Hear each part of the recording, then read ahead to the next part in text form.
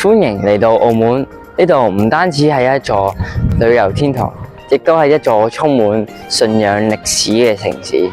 而今日我哋會尋找一位喺戰火中為人們帶來希望嘅牧者羅若望主教。羅若望呢一個充滿信仰嘅名字，佢喺1888年喺葡萄牙出世。佢喺年輕嘅時候就立志侍奉神。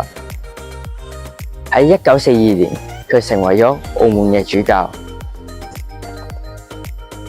而呢一座聖若瑟修院喺1953年喺佢所策劃嘅之下完成裝修。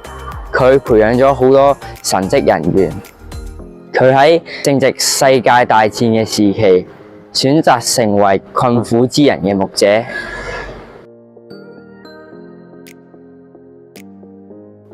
呢度係仁慈堂大樓，創立於16世紀，負責慈善同埋救濟工作。呢位係澳門仁慈堂嘅創立人賈尼盧主教。而啱先講到後期世界大戰嘅時候，澳門亦成為無數難民嘅避難所。羅若望唔單止係教區嘅領袖，更加係庇護佢哋嘅守望者。戰爭帶嚟嘅飢餓同埋貧窮，羅若望主教挺身而出，動員教會資源，為難民提供食物、住所同埋醫療援助。佢推動嘅慈善事工，令無數無家可居嘅人得到安置。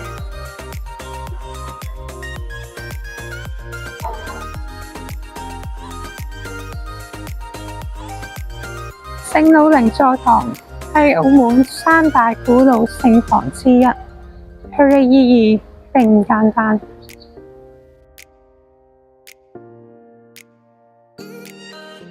羅若望主教當時唔單止幫難民揾嘢食、揾地方住，佢更加喺精神上支持同埋安慰嗰啲身處亂世嘅人。佢嘅講道充滿盼望，成日提醒大家，無論世界點亂，基督嘅愛永遠唔會變。今日我哋走過啲歷史建築，除咗打卡影相，諗深一層，信仰對呢個世界會有咩影響？當年喺羅主教嘅帶領底下，教區開始咗孤兒院、學校、醫療機構，令到無數無助嘅家庭有安身之所。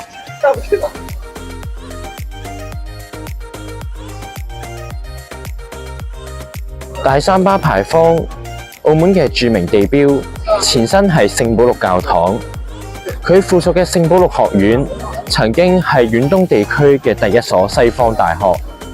16至18世紀期間，教堂曾經經歷過幾場大火，最後就淨係得返我哋而家所見到嘅錢壁。佢深信信仰唔單止係喺言語上，而喺行動上活出基督嘅愛。建築物會破損，先賢亦會離世，但係羅若望主教嘅一生就好清楚咁同我哋講咗點樣先至係真正嘅信仰。唔單單只係星期日返下教會去聚會去崇拜咁簡單，而係要活出基督嘅愛，要成為世界上嘅光同埋鹽。呢個從上帝而嚟嘅使命將會一代一代咁傳承落去。你又準備好未呢？澳門宣教探索之旅，我哋繼續前行。拜拜。我哋又擺鋪頭啦。OK 嗎？